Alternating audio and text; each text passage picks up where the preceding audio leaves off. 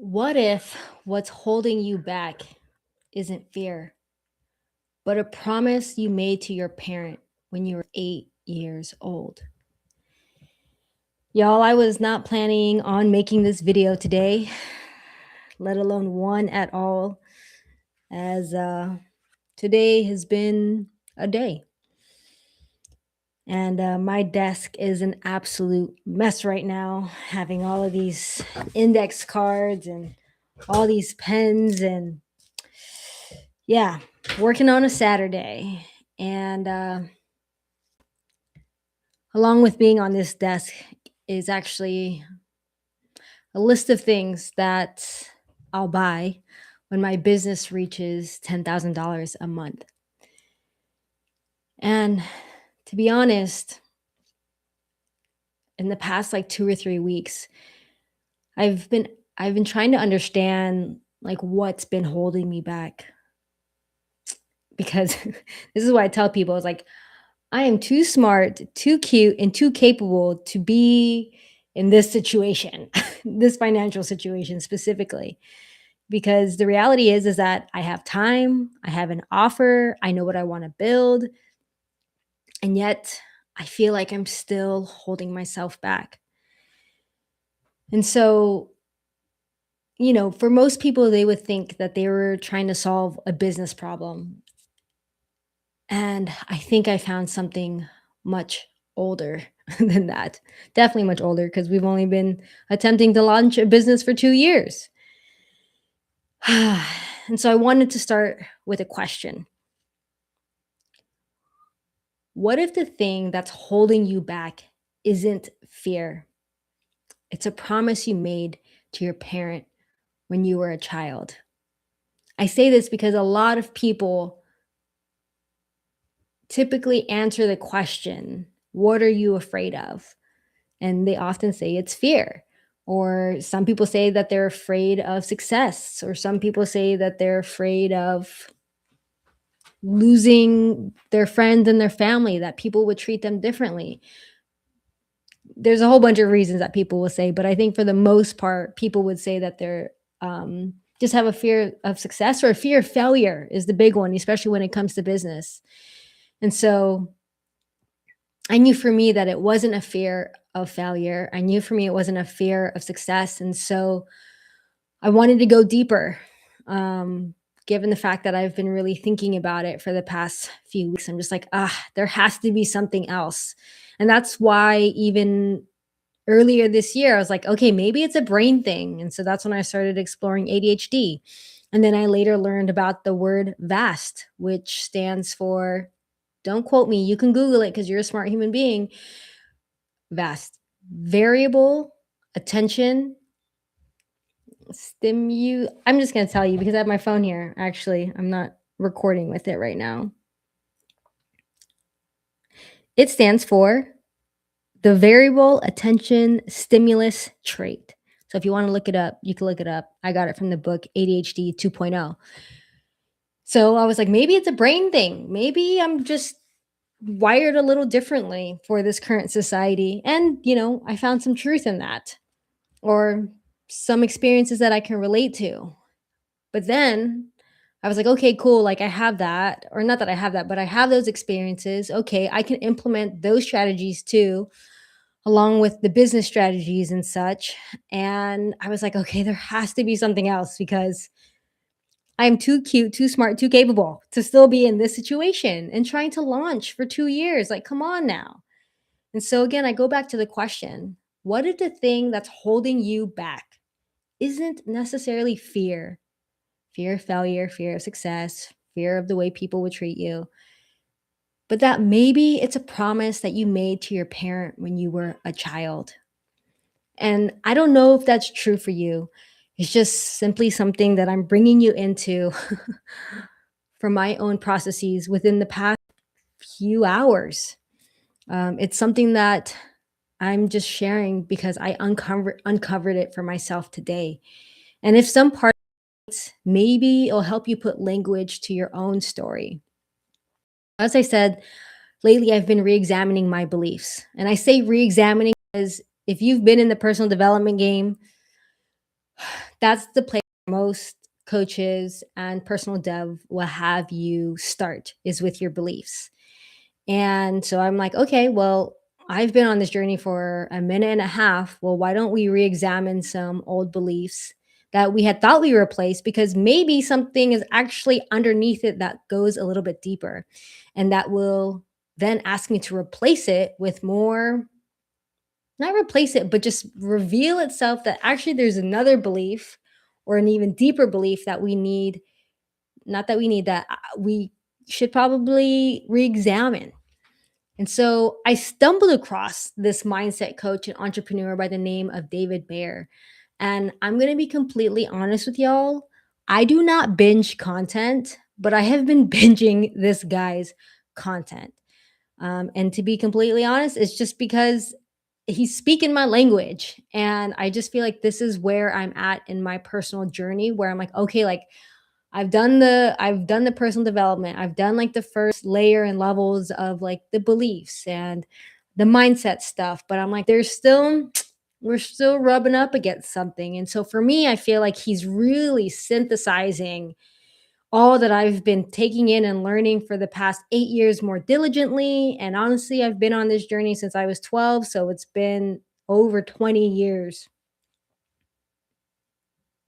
almost 25 years that I've been unconsciously and consciously on this journey.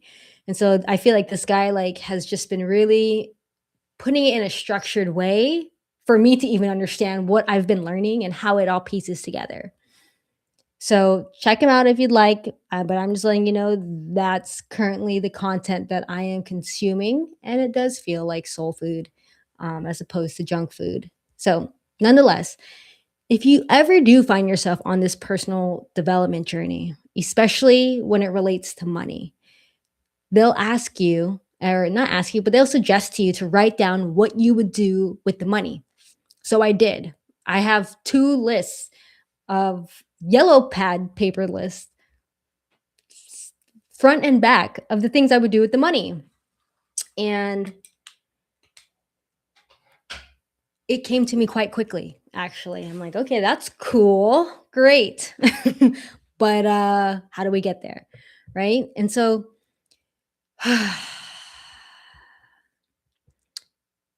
so another part that they'll ask you to do is like write down your numbers. Like write down how much you want to make, write down how much your offer is, break it down by reverse engineering it. So, for instance, the typical number most people use is like if you want to make $100,000 a year, break it down to how much you need to make a month, which breaks it down to how many people you need to serve in that month or in that week, how many outreaches do you need to do in a day, X, Y, and Z.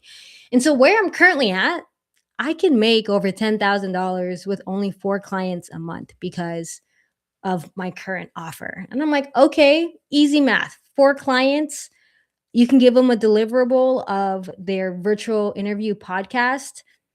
Like that's easy. I've been doing podcasting and video content for over 10 years. I have over 100 interviews online. Like look me up. I can do this like the back of my hand, like I'm breathing. So I was like, yeah. I was like, I know people are going to want that. But yet, what is holding me back? And so again, it's not about the number. Like I don't really care about the number. Trust me, I wish I was money motivated because if I was, I would not be on this path right now. But I realized that it's not about the number, but about what the money would allow me to create. And one of the first things on my list, I actually think it is the first thing on my list. Let me check.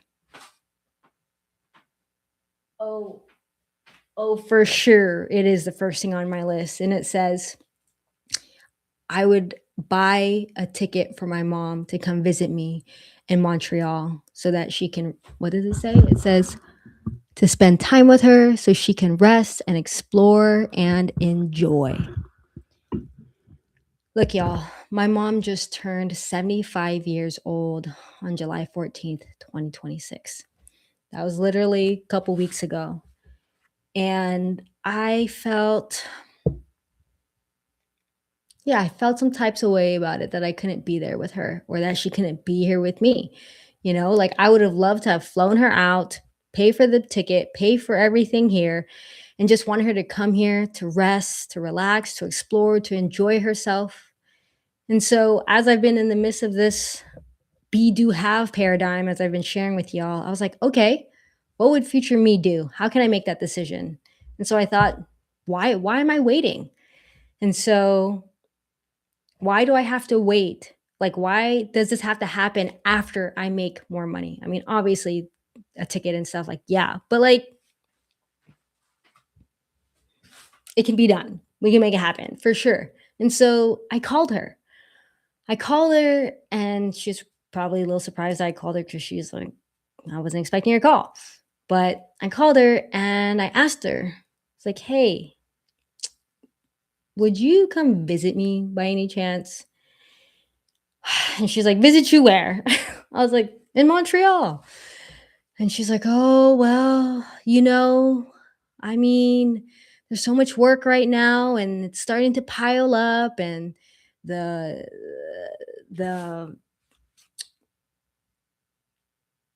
I don't know what they're called, not investigators, but people are going around like checking all of the adult homes that she is consulting and managing.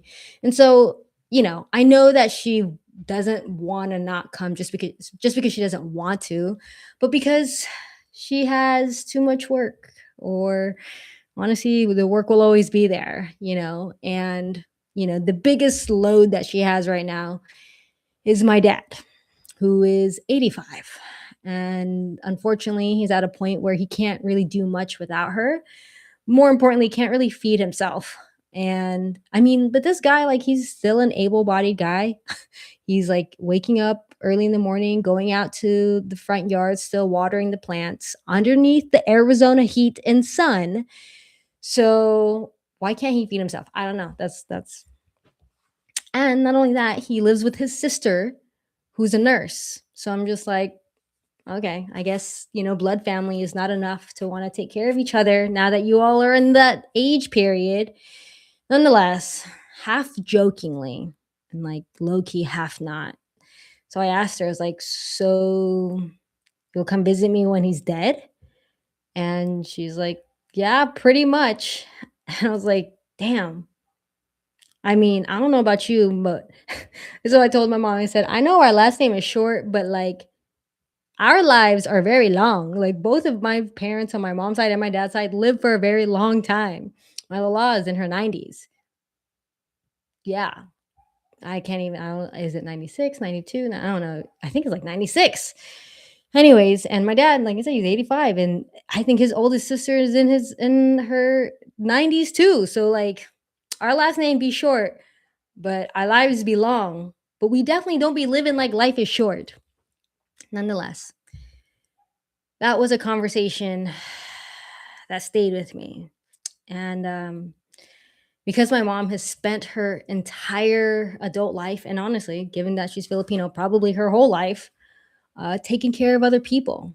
She immigrated from the Philippines. She's the oldest of four, and she really loves her mom now. Obviously when she was younger, and has this deep reverence and respect for her to carry out her responsibilities as the oldest. And, so she came to the States, she started all over, she built a business, became successful. Her greatest achievement is a half a million home. And as the youngest of her three by about 15 years, and the only between my mom and my dad, I watched what I watched growing up wasn't someone who just created income and like created income. She was like making 15K a month. I couldn't wrap my head around it when I was a kid because I didn't have a lot of asks. But I mean, 15K a month for you, wouldn't that be nice now? And my mom was doing that back in the early 2000s. So girl was living nice, but was she? But was she? And so when I saw that she was growing her business, I also saw someone who became responsible for more and more and more. And she sent money back home to her siblings, which, she understood that responsibility to Milo Law. But then her siblings got older and They had families, and so she sent money back to her siblings and their families for and their lifestyle and for their college education and for their transportation, all of the requests that she had. And then she also helped provide for my dad's family too and his kids too. And my dad has 5 kids. My dad is one of 14. And, obviously that's adult conversations and who, what, when, where, and why. But, there's that. And then my mom also had her 2 kiddos. Well, they're not kids anymore. They're in their 50s. And she ended up becoming the person everyone could ask because they knew that she wouldn't say no. And I say this because literally the other day, you know, we were basically talking about boundaries. She didn't know we were talking about boundaries, but we were talking about boundaries. But she was just saying that unfortunately she has built the reputation that her no doesn't mean no, it means yes, or maybe later, or ask me when I'm in a better mood. And as opposed to my dad, no means no. When any that's why everyone goes to my mom first, But then my mom would try to delegate him, like, no, go ask your dad. And then they already know what he's gonna say, so they come back to her. So, anyways, I just as the youngest and was living with her as she was building her business and building her new life, I heard all of the grievances and the complaining and the lamenting. And I heard her talking about everyone else's problems, specifically everyone else's problems that she was solving with her money and the money that she was making based off of the value that she was providing, right? And somewhere along the way, in the midst of all that, I think I made an unsubconscious promise to myself and to her. Just, I think it was something along the lines of, I won't become another problem. And I'll be easy. I'll be as easy as I could be. I'll take care of myself. I won't ask for too much. And I won't be another problem to my mom. And I won't make her life any harder than it already is. And so for years,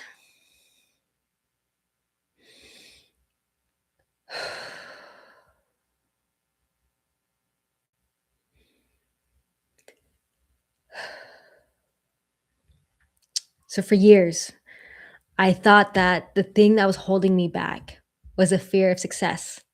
And then I went a little bit deeper and I said, maybe it's the fear of responsibility.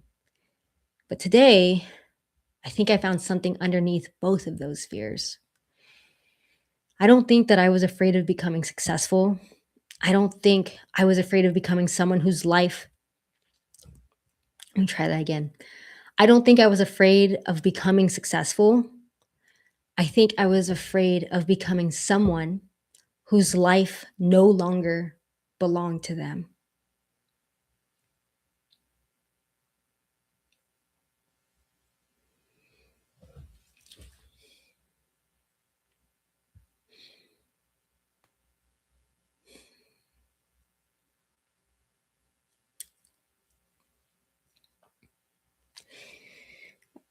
I'm feeling emotional because yeah, I think of my mom and yeah, just even asking her to come to Montreal and all of her obligations because she is still learning about boundaries. Yeah. And the cultural conversations and responsibilities of husband and wife, right? That it means that you don't come first, if at all, is what I've observed. And yeah, when I was on the phone with her, her life and I'm sure so much of her worth and her worthiness and her feelings of enoughness is attached to her role as a provider. And I don't think that this is an uncommon story, especially if you so happen to be a part of the family who also has the parent who is a provider, who so happens to have the parent who migrated. Um, yeah. And yeah, just the fact that it seems like she didn't get the chance to live her life. Obviously, she still has some time, um, but I've had to accept that it's in her own timing because that's what I've watched. That's what I witnessed. That the more capable my mom became, the more people depended on her. And her time was technically hers, but it was already spoken for. Her money was technically hers, but everyone already had a claim on it. Her energy was technically hers, but everyone needed something. And without realizing, I think I linked success with losing ownership of my own life. And y'all, I'm an only child. That's what I feel like it is. And my life,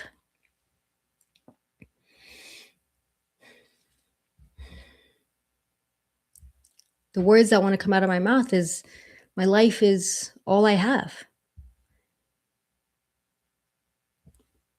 All we get is this one life. That's literally what they all bombard us with, right? Like life is short. This you only have one life. This is the life that you have.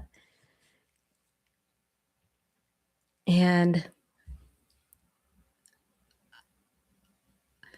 like I said, I think I unsubconsciously even told myself that I don't want to start a business if it meant it looked like that. If it meant that it looked like my mom's life. And that's why I had I had avoided it to some extent for so long. And if you go on my LinkedIn, I have tried, I have explored, I have been in many different positions. And then my very last position where I was like, yeah, it's going to work here at a church. Like it has to work here. There's like, if it doesn't work here, then where is it going to work? And, I was under that belief. And I told myself, but if it doesn't work here, then I'm going to go out on my own. But I didn't think that it would actually happen because it had to have worked there. Right. Well, here we are.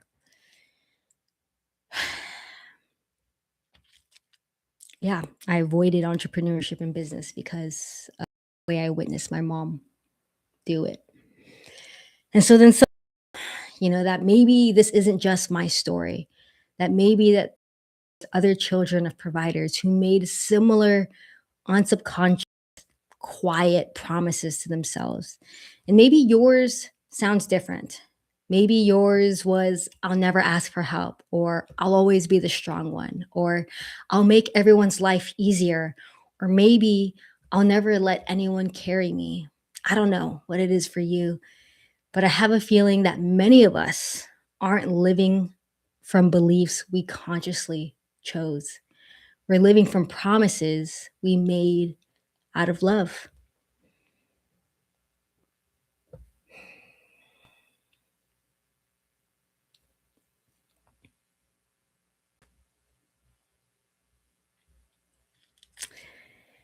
And today I wrote a new decision, not an affirmation, not an incantation, not a good vibrations, a new decision. And it says, my life belongs to me. My success expands my freedom. I choose my responsibilities. I can love people deeply without carrying lives that are not mine.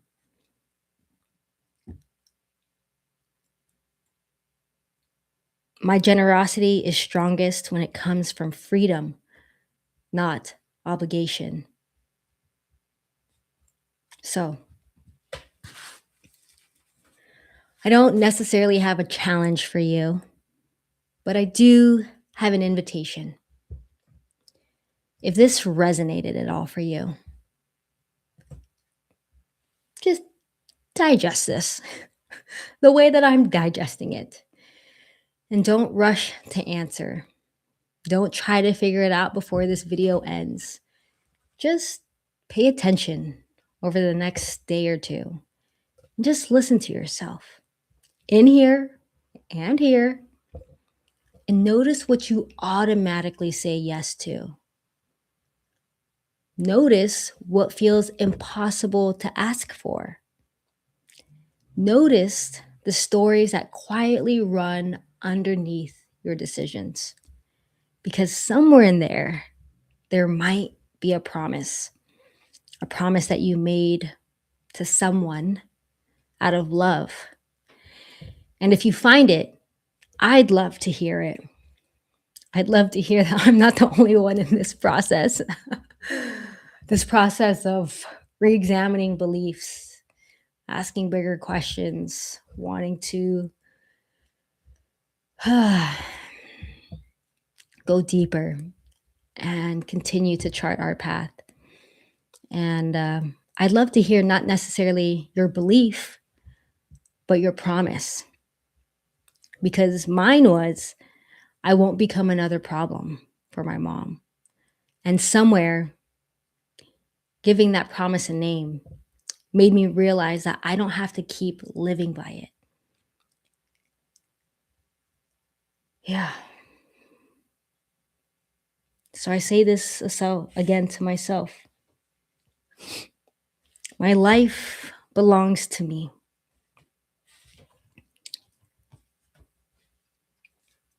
My success expands my freedom and my choices. I get to choose my responsibilities.